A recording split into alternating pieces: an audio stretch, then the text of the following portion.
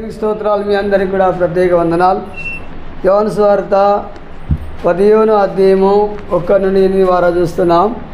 నాకు వేరుగా ఉండి మీరేం కూడా చేయలేరు. ఏమంటాడు యేసయ్య? యేసు ఈరోజు మనతో మాట్లాడుతున్న మాట ఏంటంటే, నాకు వేరుగా ఉండి మీరేం కూడా చెయ్యలేరు. ఏమంటా అని చెప్పాలి? నాకు వేరుగా ఉండి మీరేం కూడా చేయలేరు. దేవునికి వేరైనప్పుడు మనం ఏం చేయలేదని ఒకటి చేయగలుగుతాం. లాస్ట్కు నరకానికి కాలడానికి అక్కడికి తప్ప దేన్ని కూడా మనం పనికిరాం. వినండి, దేవునికి వేరైన దేనికి అక్కడికి అగ్గిలో కాలడానికి నరకబడడానికి అక్కడికి కానీ దేని కూడా పనికి రాడంట. ఎండిపోయిన చెట్టుకు వేరైన కొమ్మ అది ఆ పొయ్యిలో పెట్టడానికి ఎక్కడికి వస్తుంది, అది కాలడానికే పని చేస్తుంది. దేన్ని కూడా అది పని కూడా రాదు. అందుకే ఇక్కడ అంటాను, ఈరోజు నాకు వేరుగా ఉండి మీరేమి కూడా చెయ్యలేరు. హల్లెలూయా. యేసు దేవునికి వేరైతే మనం అనుకుంటామో మంచిదైంది పెట్టి దేవునికి దూరమై మంచిగా అయింది అని చాలాసార్లు అనుకుంటాం. బైబిల్ చెప్తాను, దేవుడు అంటాను, విడలారా మీరు నాకు వేరై ఉండి ఏం కూడా చెయ్యలేరు. హల్లెలూయా. దేవుని నువ్వు ఏమి చేయగలుగుతావు? దేవుని ఏమైనా నటన చేయగలుగుతావా? నేను నిజమైన ద్రాక్షవల్ని అంటున్నాడు. హల్లెలూయా. యేసుప్రభు ఆట ఒరిజినల్ నిజమైన ద్రాక్ష చెట్టు ఆట. ఏమంటాడు? నేను నిజమైన ద్రాక్షవల్ని, నా తండ్రి వ్యవసాయకుడు. హల్లెలూయా. పరలోకమున్న దేవుడు ఆట తండ్రి వ్యవసాయం చేసేవాడట. ఎవరాటైనా వ్యవసాయదారుడు అంటున్నాడు. నేనేమో నిజమైన ద్రాక్షవల్ని అంటున్నాడు. నా తండ్రి వ్యవసాయకుడు. నాలో ఫలింపని ప్రతి తీగను ఆయన తీసి, ఏ తీగను తీసేస్తాడట చెప్పండి? దేవుడు అంట, యేసుడు అంట, నాలో ఏ తీగ అయితే ఉంటుందో, చెట్టులో ఉన్న నా తీగలు కదా, ఏ తీగ అయితే సరైన కాత కాయదో, సరిగా ఫలించదో, సరైన జీవితం ఉండదో, ఆ తీగను తీసి బయట పారవేయను. మీరు అనుకుంటున్నారు, దేవుడే తీసి పారేస్తాడు. ఎవరు చెప్పండి? ఏ చెట్టు అయితే ఏ చెట్టుకు కొమ్మ అయితే తీగ సరైన కాత కాయదో, మంచిగా పచ్చగా ఉండదో, ఫలించదో, ఆ తీగను దేవుడే ఆయన దగ్గరికి వెళ్ళి దూరం తీసి పారవేస్తానంట. ఇక్కడ యేసుబాబు నిజమైన ద్రాక్షవలట, ఆయన తండ్రి ఏమో వ్యవసాయదారుడట. నాలో ఫలింపని, ఎవరిలో? యేసు ప్రభులో ఏ తీగ అయితే ఫలిస్తలేదో, ఏ తీగ అయితే మంచిగా ఉండలేదో ఆయన తీసి పారవేయును. చెప్పాలన్నారు. ఏ తీగని తీసేస్తాడు? ఫలించేదాన్యా ఫలించదాన్యా చెప్పాలి. దేని తీసేస్తాడు? ఒక తీగ పోయింది, ఒక విశ్వాసం పోయింది అంటే వాడు దేవుని కొరకు ఫలించనోడే. వినండి, ఎలాంటి వాడు? దేవుని కొరకు సరైన జీవితము లేనివాడే. దేవుని కొరకు వాడు మంచి భక్తుడు కానివాడే. ఏదో వచ్చిన మీద వచ్చేది భక్తి, ప్రేమ చూపెట్టుకుంటా, కానీ లోపల దేవునిలో సరిగా మంచి భక్తులా లేనివాడే. అందుకే ఎక్కడంటే నాలో ఫలింపని ప్రతి తీగనైనా తీసి పారవేనంటాడు. ఫలించు ప్రతి తీగను ఎక్కువ ఫలించాలనుకుంటాడు. ఏ తీగ నుంచుకుంటాట? ఏ కాత అయితే కాస్తుందో, ఏ తీగ అయితే మంచిగా ఫలిస్తుందో దాన్ని ఇంకా ఎక్కువ కాయాలని, ఇంకెక్కువ ఫలించాలని దాన్ని ఉంచుకుంటాడట. కానీ దేని తీసేస్తాడట? దానిలోకి వెళ్ళి కూడా, దానిలో నుండి కూడా ఫలించే దానిలో నుండి కూడా పనికిరాని తీగలు తీసేస్తాడట. ఏ తీగండి?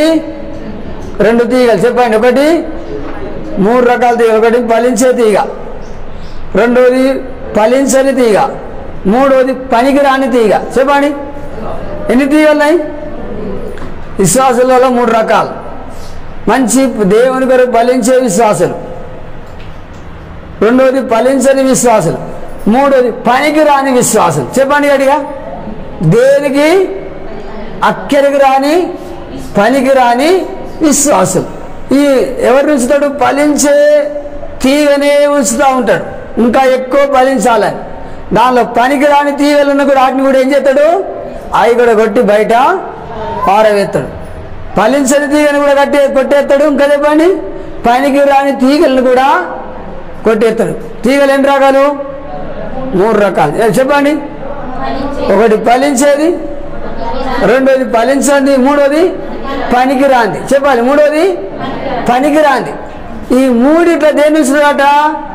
ఫలించే తీగనే ఉంచుతాడట. ఎందుకు? ఇంకా ఎక్కువ ఫలాలు ఫలించాలి, ఇంకా అది వర్ధిల్లాలి, ఇంకా అది ఆశీర్వదించబడాలి దాన్ని ఉంచుతాడట. కానీ దేని తీసేస్తాడు? ఒకటి ఫలించని దాన్ని తీసేస్తాడు, ఇంకా రెండోది పనికి రాని తీగలను కూడా తీసేయన బయట పారవేను. ఈ పారవేయబడితే ఏం చేస్తాయి? అవి ఎండిపోతాయి. ఎండిపోయినాక ఏం చేస్తాడు? అగ్గి పెట్టి వాటిని కాలడానికి తప్ప దేన్ని కూడా అవి పనికి ఇక రావు. చెప్పాలి ఏదికి ఎక్కడికి వస్తాయి? ఎండిపోయిన కొమ్మలు దేనికి ఎక్కడికి వస్తాయి? కాలడానికి తప్ప దేన్ని కూడా అవి పనికి రావు. అందుకే ఇక్కడ అంటాను చూడండి, పనికి రాని తీగలను తీసివేయని అంటున్నాడు. 3 రకాల తీగలు: ఫలించే తీగ, ఫలింపని తీగ, ఇంకా పనికి రాని తీగ. ఎలాంటి తీగ? పనికి రాని తీగ. దేవుడు దేవుడు వ్యవసాయదారుడు. దేవుడు యేసు ప్రభు నిజమైన ద్రాక్షవాలి. యేసు ప్రభు చెప్పండి, నిజమైన ద్రాక్షవాలి. మనము ఆయన తీగలం. మనం ఎవరో చెప్పండి? యేసు ప్రభుకున్న అంటగట్టబడిన తీగలం. మనం యేసు ప్రభుకు అంటుకొని ఉంటేనే మనం ఎప్పటికి పచ్చగా ఉంటాం, మనం ఎప్పటికి ఫలాలు ఫలిస్తూ ఉంటాం, మనం ఎప్పటికి ఆశీర్వదించబడతా ఉంటాం. హల్లెలూయా. కానీ ఒకవేళ తప్పిదారిపోయి దేవునికి మనం ఫలించకుండా పనికిరాని తీగలున్నా కూడా ఆయన ఏం చేస్తానంట? ఉంచుతానంటాడా? నేను తీసి బయట పారవేస్తానంటాను. పారవేయబడ్డవి కాలడానికి, నరకాన్ని పోవడానికి తప్ప దేన్ని కూడా అది పనికి రాదని కూడా మనం చూస్తున్నాం. అందుకే ఇక్కడ అంటాడు, సో నేను మీతో చెప్పిన మాటలు బట్టి మీరు పవిత్రులై ఉన్నారంటాడు. హల్లెలూయా. ఈ మాటను బట్టైనా మనం మంచి ఫలించే తీగలాగా తయారు కావాలి. చెప్పాలి, కావాలి, ఫలించే తీగలాగా ఉండాలి. దేవునికి అంటకట్టబడ్డ తీగలాగా మనం ఉండాలి. దేవునితో సహవాసం ఉన్న తీగలాగా మనం ఉండాలి. 3 రకాల తీగలు: ఫలించే తీగ, ఫలించని తీగ, పనికి మాలిన తీగలు. ఈ 3 రకాల మనం ఎట్లుండాలి? మంచి ఫలాలు ఫలించే తీగలాగా మనం ఉండాలని దేవుడు కోరుతున్నాడు. ఇక్కడ అంటున్నాడు చూడండి, నా యందు నిలిచి ఉండండి, మీ యందు నేను నిలిచి ఉందును. దేవుడు అంటాడు, నేను ద్రాక్షవల్లి, నాలో మీరు అతికి ఉండండి, నేను మీలో అతికి ఉంటా అంటాను. మీరు నాలో ఉంటే నేను మీలో ఉంటాను అంటాను. హల్లెలూయా. మనం దేవుల్లో ఉండాలి, దేవుడు మనలో ఉండాలంటాను. ఇక్కడ చూడండి అని ఏమంటాను తెలుసా? తీగ ద్రాక్ష వల్ల నిలిచి ఉంటేనే కానీ తనంతడు తాను ఏలాగ ఫలింపదు. వినండి, తీగ ఫలించాలంటే ద్రాక్ష చెట్లు నిలిచి ఉండాలి, ద్రాక్ష చెట్లు అంటుకొని ఉండాలి. ఏమై ఉండాలి? ద్రాక్ష చెట్లు అంటుకొని ఉన్న చెట్టు తీగ ఏమవుతుంది? అది ఫలిస్తూ ఉంటుంది. చెట్టుకు దూరమైన తీగ ఫలితదా? అని మీరు నాలో ఉంటే నేను మీలో ఉంటే ఏమంటాను దేవుడు తెలుసా? నా యందు మీరు ఉండండి, మీ యందు నేనుంటా. ఎవరైతే ఉంటారో అలా ఎవరుంటారో వారు బహుగా ఫలించును. హల్లెలూయా. ఎవరట? దేవులు అంటుకొని ఉన్న వాళ్ళే, దేవుని సహవాసం ఉన్న వారే ఫలిస్తారని వైపు చెప్తాను. కింద రాసిందండి 5వ వచనం, ద్రాక్ష వలని నేను, తీగలు మీరు. ఎవడు నా యందు నిలిచి ఉండునో నేను వాడి యందు నిలిచి ఉందును, వాడు బహుగా ఫలించును. హల్లెలూయా. ఏ తీగ ఫలిస్తుంది? ద్రాక్ష చెట్టుకు ఏ తీగ అయితే అంటుకొని ఉంటుందో ఆ తీగే పచ్చగుంటుంది, ఆ తీగ పూత పూస్తుంది, ఆ తీగ మంచి ఫలాలు ఇస్తాడు. అంటే దేవునితో సహవాసం ఉన్నాయి, దేవునితో అంటుకొని ఉన్నాయి, దేవునిలో ఉన్నవారే ఫలిస్తూ ఉంటారు. హల్లెలూయా. ఏ తీగ వినండి, ఒక జామ చెట్టు అట, వినండి, జామ చెట్టు కొమ్మలకు జవడం అయిందట. ఏ చెట్టుకు? జామ చెట్టు కొమ్మలకు జవడం అయిన తర్వాత కొమ్మలు అన్నీ పోయినాయట. కానీ ఆ జామ చెట్టుకి ఏం కాలే? చెప్పండి. పోయిన కొమ్మలే వేరైనాయి, ఎండిపోయినాయి. ఏ కొమ్మలు మళ్ళీ ఎగురు పెట్టినాయి, మళ్ళీ కొత్త కొమ్మలు వచ్చినాయి, మళ్ళీ పూత పూసింది, మళ్ళీ కాయ కాసింది. హల్లెలూయా. ఆ చెట్టుకి ఏమైనా అయిందా? ఏంటంటే పోయినాయి. ఏ కొమ్మలు అయితే చెట్టును కాదని దూరం పోయినాయో ఆ ఎండిపోయినాయి, ఆ ఇల్లారిపోయినాయి అని కూడా వైపోయిలో పెడతారు. చెప్పాలి, ఏదో పెడతారు. కొమ్మలు దేనికి కరగతాయి? కాలడానికి తప్ప దేనికి కూడా. మరి దేవునికి దూరం అయితే, దేవునికి వేరైతే నువ్వు కాలడానికి, నరకం పోవడానికి తప్ప నువ్వు దేనికి కూడా పనికి రావు. దేవుడు మరి యేసు రోజు చెట్టు లాగుంటున్నాడు, ద్రాక్షవల్లి చెట్టు. మనం తీగలం. మనం ఫలించాలంటే, మనం వర్ధిల్లాలంటే, మనం బాగుపడాలంటే, మనం దీవించబడాలంటే యేసు చెట్టుకి అతుక్కొని ఉండాలి. హల్లెలూయా. మన తండ్రి వ్యవసాయదారుడు, మనల్ని కాపాడే దేవుడు. ఎలాంటి దేవుడు అయినా మనల్ని కాపాడే దేవుడు. ఆయన మన ఎరువు చేసే దేవుడు, నీళ్లు పెట్టే దేవుడు, తోడుండే దేవుడు. కనుక దేవుడు అందుకే యేసుప్రభు అంటాడు కదండి, ద్రాక్ష వాళ్ళని నేను, తీగలు మీరు. ఏమంటాడు యేసయ్య? ద్రాక్ష చెట్టుని నేనంటాను యేసయ్య, తీగలు మీరు అంటాను. తీగలు దేవుని నమ్మిన పిల్లలారా మీరందరూ తీగలు అంటున్నాడు ఇక్కడ యేసయ్య. అని ఏమంటాను తెలుసా? ఎవడు నా యందు నిలిచి ఉండును, నేను వాని యందు నిలిచి ఉండును, వాడు బహుగా ఫలించును. హల్లెలూయా. మనము దేవుల్లో ఉండాలి, దేవుడు మనలో ఉండాలి. మనం ఫలించాలంటే, మనం దీవించబడాలంటే, మన ఆశ చెప్పండి ఒకసారి. మనలో దేవుడు ఉండాలి. చెప్పండి, మనము దేవుల్లో ఉండాలి. ఎంతమందికి అర్థమైంది?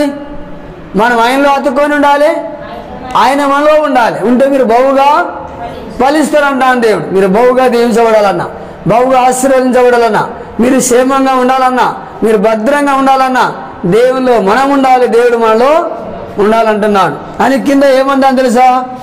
కింద ఏమంటాడు? 5వ వచనం, నాకు వేరుగా ఉండి మీరేమి కూడా చేయలేరు. సవాలు కట్టండి గట్టిగా.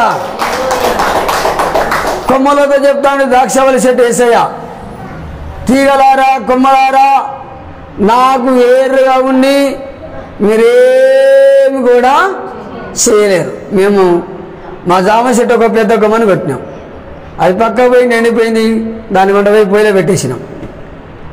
ఆ చెట్టు మళ్ళీ ఎగురు పెడుతుంది, మళ్ళీ కొమ్మలు తయారవుతాయి. హల్లెలూయా. కొమ్మలు సిరిస్తుంది, చెట్టుకి నైందా, కొమ్మలు పెరుగుతుంది. ఇంకా కొన్ని రోజులు మళ్ళీ ఇప్పుడు కాత కూడా కాస్తుంది. చెట్టుకి ఎప్పుడు నట్టపోదు. హల్లెలూయా.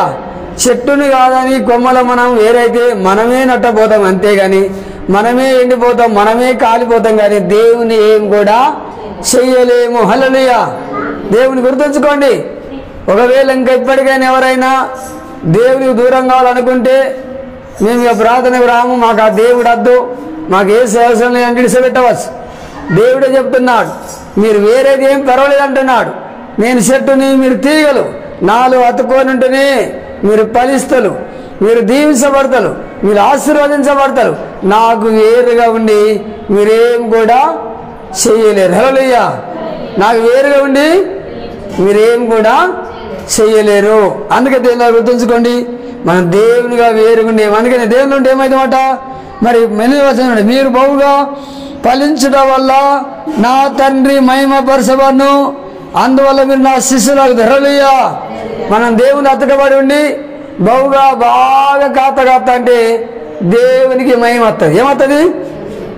ఇప్పుడు మనం కొబ్బరి చెట్టు బాగా కాస్తుంది అందరు ఏమంటారు, వాళ్ళ చెట్టు ఎంత మంచిది, వాళ్ళ చెట్టు బాగా కాస్తుంది అంటారు. దేవునిగా అంటే మాకు అప్పుడు మంచి అనిపిస్తుంది వాళ్ళు చెప్తా అంటే. మనం ఫలిస్తా అంటే మనకు ఎవరికి మహిమ వస్తుంది? దేవునికి మహిమ. హల్లెలూయా. ఎవరికి మహిమ వస్తుంది? ఆయన చెట్టు మంచి కాత కాస్తుందంటే ఎవరికి మహిమ వస్తుంది? ఆ దేవునికి మహిమ. సవాలు పెట్టండి వాడి. హల్లెలూయా. ఈరోజు ఏం తెలుసుకున్నాం? నాకు వేరుగా ఉండి మీరేం కూడా చెయ్యలేదు. చెప్పాలి, దేవునికి వేరైతే కొద్దిగా భారతానికి దూరం అవుతావు, మందిరానికి దూరం అవుతావు, సేవకు దూరం అవుతావు, కానీ దేవుని అయితే నువ్వు ఏం కూడా చెయ్యలేవు. హల్లెలూయా. ఒకటే, చనిపోయిన తర్వాత నువ్వు ఎండిపోతావు, ఎండిపోయిన తర్వాత నువ్వు నరకములు అగ్గిలా కాలడానికి ఎక్కడికత్తావు, దేని కూడా పనికి రావు అని తెలుసుకోవాలి. కాబట్టి మరి చూడండి, ఒక వ్యక్తి తండ్రికి వేరైంది, ఏమైనా చేసిందా చూద్దాం. తీయండి లూకా సువార్త 15వ అధ్యాయం. తండ్రిని కాదనిపోయిన తనయుడు, తండ్రిని కాదని తండ్రికి దూరం అయిపోయాడు, మరి ఏమన్నా బాగుపడ్డా చూద్దాం. 15వ అధ్యాయం. ఈరోజు ఏం తెలుసుకుంటున్నాం? నాకు వేరుగా ఉండి మీరేం కూడా. విశ్వాసులారా, మన దేవునికి వేరై, యేసుకు వేరై మనం కొమ్మలము ఏం కూడా చేయలేమని ఈరోజు నేర్చుకుంటున్నాం. అని ఎలాంటి తీగలు తీసేస్తాడు? పనికిరాని తీగలను, ఫలించని తీగలను తీసి బయట పారేస్తాడు. ఫలించే తీగను ఇంకెక్కువ ఉంచుకుంటాడు. ఎందుకు? మంచి ఫలాలు ఫలించాలని ఆ తీగను ఎక్కువ ఉంచుతాడు. కానీ పనికిరాని తీగలుంటే వాటిని తీసి బయట పారేస్తాడు. మరి ద్రాక్ష చెట్టు యేసులో తీగలు మన విశ్వాసులం.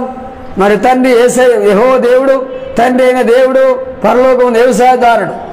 ఆయన తోట సంఘంగా గుర్తున్నాం, తోట మరి సంఘంగా చూస్తున్నాం. చూడండి ఏమంటాడో మరి 15వ అధ్యాయం 11వ వచనం చూద్దాం. మరి ఆయన ఇద్దరును ఒక మనుషుని 2 కుమారులుండి, వారిలో చిన్నవాడు తండ్రి ఆస్తిలో నాకు వచ్చే బాగా మిమ్మల్ని తనని అడగగా వాడు వాటిని ఆస్తి పంచిపెట్టాను. కొన్ని దినములైన తర్వాత చిన్న కుమారుడు సమస్తం కూర్చుకొని దూర దేశం ప్రయాణమైపోయి వచ్చట తన ఆస్తిని దుర్వ్యాపారం వల్ల పాడు చేసెను. జాగ్రత్త వినండి.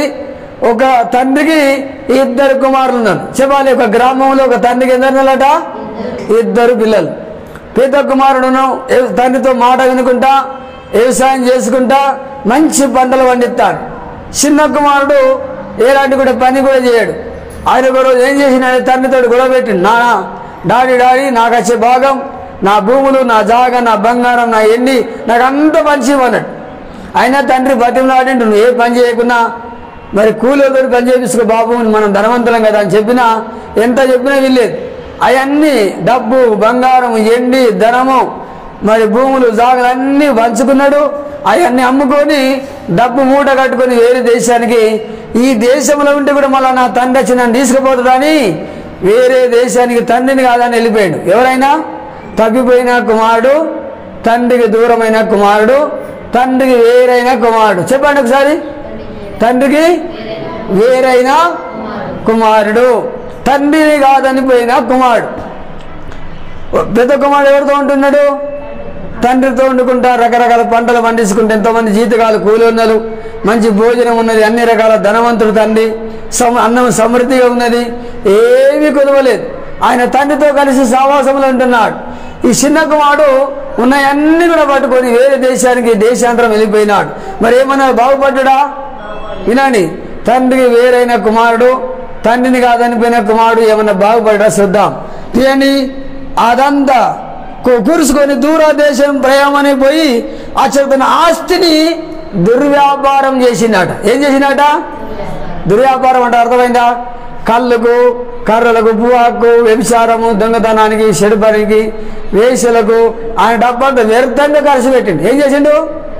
ఏం వ్యాపారం చేసిండు? ఆ డబ్బుతోటి చెడ్డ వ్యాపారం చేసేసిండు. ఉన్నదంతా ఎందులో ఉంటుంది ఆ డబ్బు చెప్పండి?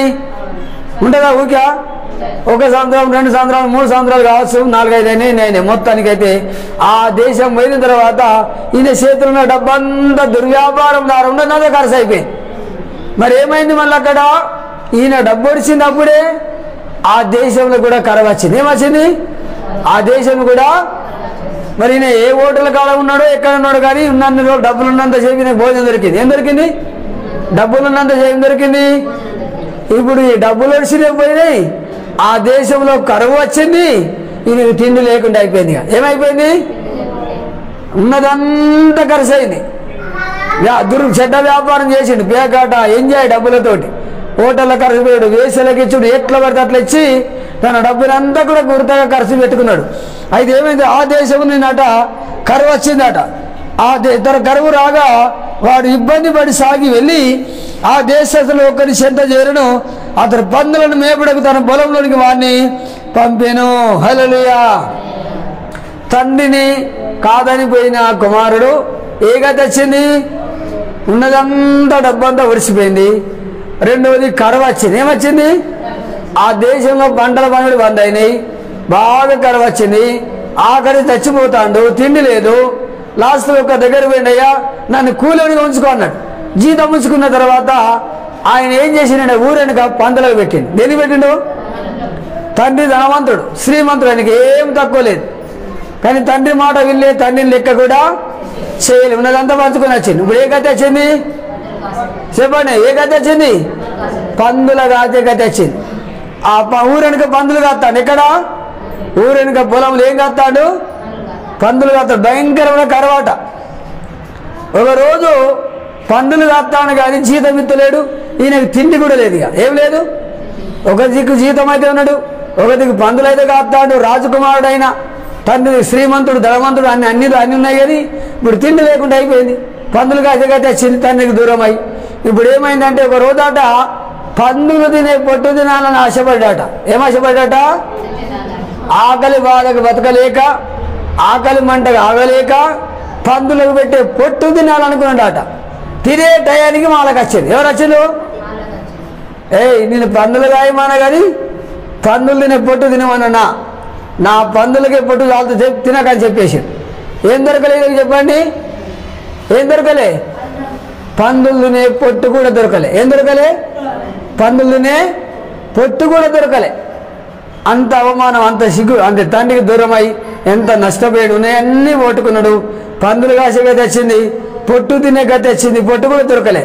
లాస్ట్ గతి అప్పుడు ఆయనకి ఏమొచ్చిందంటే మళ్ళా తండ్రి మతి వచ్చింది. ఎవరి మతి వచ్చింది చూడండి. అయితే బుద్ధి వచ్చినప్పుడు వానికి ఏమి దొరికియలేదు.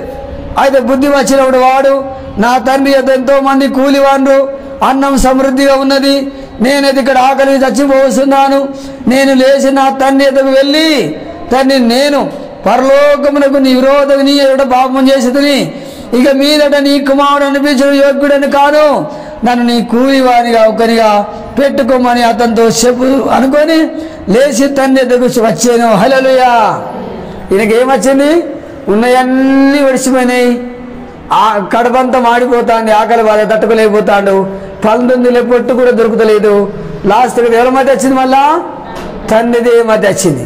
తండ్రిది గుర్తు వచ్చింది. తండ్రి దగ్గర అట అన్నం సమృద్ధిగా ఉన్నదట. ఎంత అంటే అంత అన్నం ఉన్నది. అయితే నేను ఎందుకు ఇక్కడ ఆకలి కావాలి, మళ్ళీ నేను ఇక్కడికి పోతాంటాడు, నా తండ్రి దగ్గరికి నేను వెళ్తా అని. ఇప్పుడు ఏం చెప్తాను తెలుసా? బుద్ధి తెచ్చుకొని నేను ఇక పోయి నా తండ్రి దగ్గర ఏమంటాను, నీ కొడుకునని చెప్పా, నన్ను ఒక కూలివానిగా ఉంచుకో, నా తప్పు నేను ఒప్పుకుంటా అని రిటర్న్ తిరిగి వస్తాడు. ఇక తన తప్పులు ఒప్పుకుంటూ వస్తాడు. తన దగ్గర ఏం చెప్తాడట, నా తండ్రి దగ్గర నా తప్పులన్నీ కూడా నేను ఒప్పుకుంటా అని రిటర్న్ వస్తాడు. రాగానే ఆ తండ్రి ఎన్నో రోజుల నుండి బాధపడతాను, నా కుమారుడు ఎక్కడ ఉన్నాడు, ఏడబోయిండని బాధపడతాను. సో ఏం జరిగిందో 15 లేచి నా తండ్రి ఎదుగు వెళ్ళి, నేను ఇక పరలోకంలో నీకు విరోధంగా పాపం చేసిన, ఇక మీదట నీ కొడుకునని నేను చెప్పుకోను అంటే. ఈ తప్పిపోయిన కుమారుడు ఏం చేస్తాడు, నేను తండ్రి దగ్గర ఏం చేస్తాడని పశ్చాత్తాపడతా. ఏమంటాడు? నా పాపాలు నేను ఒప్పుకుంటా, తండ్రి దగ్గర నా పాపాలను ఒప్పుకొని నేను మళ్ళా పశ్చాత్తాప పడతా. బట్ ఏమంటాడు? నీ కొడుకునని చెప్పా, నన్ను ఒక కూలివానిగా ఉంచుకో. ఏముంచుకోమంటాడు? యోగ్యుని, నేను పరలోకముకు దేవునికి నీకు విరోధంగా తప్పు చేసిన అని ఒప్పుకొని నన్ను ఒక కొడుకు అనకి ఒక జీతగాని ఉంచుకోమని బతిమలాడతాను వచ్చిండు. వచ్చి రాగానే ఏమైంది తెలుసా? ఇక చూడండి, ఇక మీద నీ కుమారుడు అనిపించి యోగుడని కానని నీ జాలి ఒక్కరిగా కూలి వరకు పెట్టుకోమని అతను చెప్పుదు అనుకున్నాను. తండ్రి ఎదుగు వచ్చాను. వాడు ఇంకా దూరంగా ఉన్నప్పుడు తండ్రి వాడిని చూసి కనికరపడి, వినండి, కుమారుడు దూరం ఉండగానే తండ్రి వాడిని చూసిండు. ఒకటి చూసిండు తండ్రి, రెండోది వాడిని కనికరపడ్డాడు, మూడోది ఉరుకుతో పోయి ముద్దు పెట్టుకుని సభలు పెట్టండి సరి గట్టిగా. తండ్రి ఎంత ప్రేమ! ఇప్పుడు తండ్రి అసలు ఏం చేస్తాడు? నా ఆస్తి అంతా పోగొట్టిండు, నాకు అవమానం తెచ్చినావు, నాకు ఎందుకు నా ఇంటికి ఎందుకు అతను. కొందరు మంది తండ్రులు ఏం చేస్తారు? గేమ్ తెలకదా మళ్ళా. కానీ ఈ తండ్రి ఏం చేసిండు? దూరాడు కొడుకు దూరాడు ఉండగానే చూసి ఉరుకుతూ పోయి పరిగెత్తుకొని పోయిండట. పోయి తను కనికరపడ్డాడు. తన దూరం అతను చూసి, ఒకడు అతను చూసిండు, రెండోది కనికరపడ్డాడు, మూడోది మెడ మీద ముద్దు పెట్టుకున్నాడు. హల్లెలూయా. తండ్రి ప్రేమ చూడండి. కొడుకుని చూసిండు, రెండోది తండ్రి కొడుకు దగ్గర పోయి కనికరపడ్డాడు. ఏం పడ్డాట? కనికరపడ్డాడు. మూడోది ముద్దు పెట్టుకున్నాడు. హల్లెలూయా. ఆయన చూసే తట్టుకుని లేడు, అంత వాసన, బట్టలు తినిపోయినాయి, గలీజు ఉన్నాడు. కానీ తండ్రి ఏం చేసిండు? దూరాడికి వెళ్ళి చూసిండు, ఒకటి కొడుకుని చూసిండు, రెండోది చెప్పండి కానీ జాలి పడ్డాడు, దయ కలిగిండు, కనికర పడ్డాడు. మూడోది తండ్రిని ముద్దు కొడుకుని ఏం చేసిండు? ముద్దు పెట్టుకున్నాడు. ముద్దు పెట్టుకొని ఏమేం చేసింది చెప్పండి. చూడండి మరి కొడుకు ఏమేమి పట్టుకుంటూ చూద్దాం. ఆస్తి అంతా పోటుకు ఏమేమి పట్టుకుంటుందండి? 22వ వచనం. అయితే తండ్రి తన దాసులను పిలిచి ప్రశస్త వస్త్రం త్వరగా తెచ్చి వీనికి నీ చేతికి ఉంగరం పెట్టి పాదములకు చెప్పులు తొలగించుడి. వాడు ఏమేమి పోట్టుకున్నాడు చెప్పండి? ఆస్తి అంతా పోగొట్టుకున్నాడు. ఒకటి తన వస్త్రాలు పోగొట్టుకున్నాడు, రెండోది ఉంగరం పోగొట్టుకున్నాడు, మూడో చెప్పండి చెప్పులు పోగొట్టుకున్నాడు. ఏమేమైనాయి? ఆస్తి అంతా కాకనే ఇంకేమేమైంది? ఆయన వస్త్రాలు లేకుండా అయిపోయినాయి. ఎలాంటి వస్త్రాలు ఇచ్చిండట? తెల్లటి మంచి వస్త్రాలు ఇచ్చిండు. రెండోది చెప్పండి పోయిన ఉంగరం ఇచ్చేసిండు. మూడోది కాళ్ళకి చెప్పులు లేకుండా ఏమి ఇచ్చిండు? కాళ్ళకి మంచి తానం చేయించి మంచి తెల్లటి వస్త్రాలు అడిగించిండు. పోయిన ఉంగరం మళ్ళీ చేయికి పెట్టిండు. మరి కాళ్ళకు మంచి చెప్పులు ఇప్పించిండు, కొవ్విన దూడను కోపించిండు, మరి అందరిని పిలిచిండు. ఇదిగో నా తప్పిపోయిన నా కుమారుడు, చనిపోయిన నా కుమారుడు మళ్ళీ తిరిగి లేచిండని చాలా మందికి డిన్నర్ ఇచ్చిండు. గొప్పగా చచ్చిన నా కొడుకు లేచిండని, బతికిండని మరి దేవుడు ఎంతో సంతోషపడ్డాడు. దేవుడారా, తప్పిపోయిన కుమారుడు ఒకవేళ తండ్రిని తెలుసుకొని పశ్చాత్తాపడి తండ్రి దగ్గరికి వస్తే ఏం దొరుకుతుంది? పోయిన దీవెనలన్నీ దొరుకుతాయి. హల్లెలూయా. ఏమేమి దొరికినాయి? పోయిన వస్త్రాలు దొరికినాయి, పోగొట్టుకున్న ఉంగరం దొరికింది, చెప్పాలి, పోగొట్టుకున్న చెప్పులు దొరికినాయి, పోగొట్టుకున్న భోజనం దొరికింది, పోగొట్టుకున్న ఆస్తి దొరికింది, పోగొట్టుకున్న తండ్రి దొరికింది. దొరకలేదా? మళ్ళీ అన్ని రకాలుగా దీవించబడ్డాడు. మరి అందుకే ఈరోజు ఏం నేర్చుకున్నాం? నాకు వేరుగా ఉండి చెప్పాలి, మీరేమి కూడా తండ్రిని వేరైన కుమారుడు ఏమన్నా చేయగలిగిందా? ఏ గతి వచ్చింది? పందులు తినే, పొట్టు తినే గతి వచ్చింది. ఉన్నాయన్నీ పోయినా పోలేదా?